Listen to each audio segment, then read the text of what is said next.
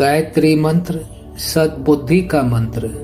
ओम भूर्भुवः स्वः तत्सवितुर्वरेण्यं भर्गो देवस्य धीमहि धियो यो नः प्रचोदयात्। आज की कहानी।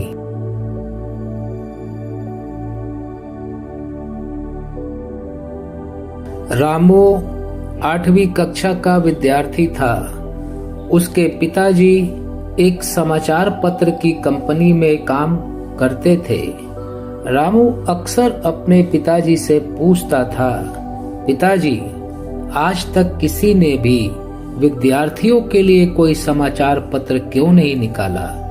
पिताजी कहते, बेटा, किसी ने इस दिशा में सोचा नहीं होगा।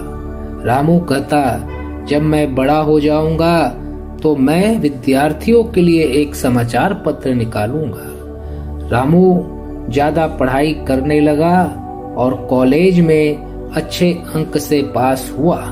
उसने विद्यार्थियों के लिए एक समाचार पत्र निकाला।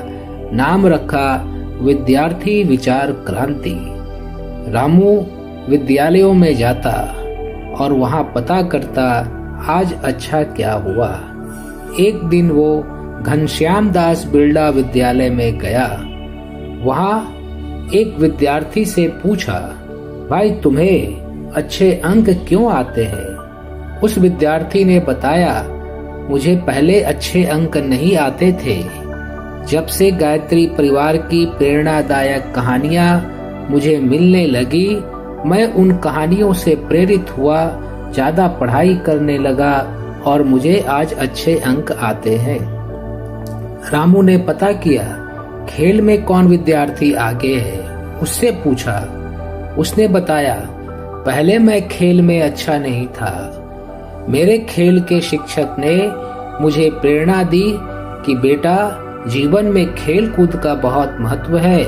मैं खेल कूद पर समय देने लगा और मैं आज खेल कूद में आगे बढ़ गया। दूसरे दिन रामू ट्यूटोरियल क्लासेज में गया।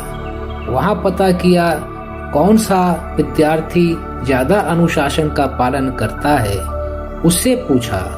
उसने बताया, उसने एक जगह पढ़ा था कि अनुशासन ही जीवन है।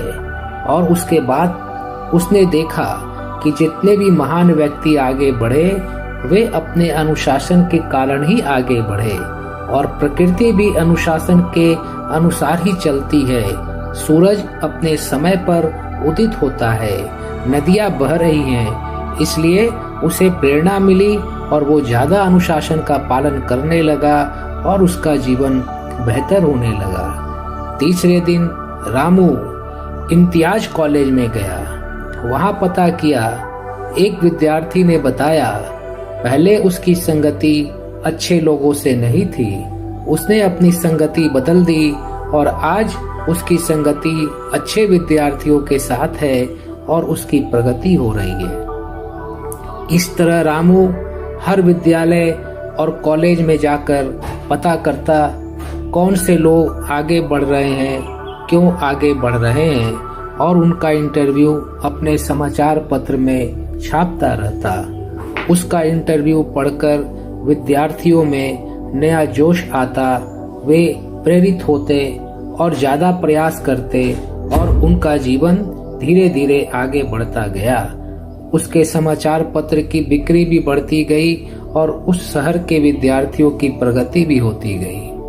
भाइयों, आपने देखा 8वीं कक्षा का एक विद्यार्थी, उसके मन में एक नई सोच ने जन्म लिया और वो आगे बढ़कर एक नया काम कर गया, जिससे उसका भी लाभ हुआ, समाज का भी लाभ हुआ, देश का भी लाभ हुआ।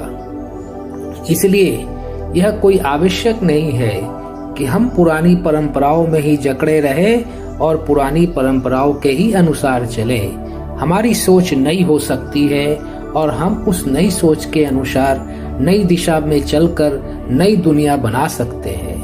हमारे गुरुदेव पंडित श्री राम शर्मा आचार्य जी भी कहा करते थे, बेटा, परंपराओं की तुलना में विवेक को महत्व देना ज्यादा बुद्धिमानी है। धन्यवाद।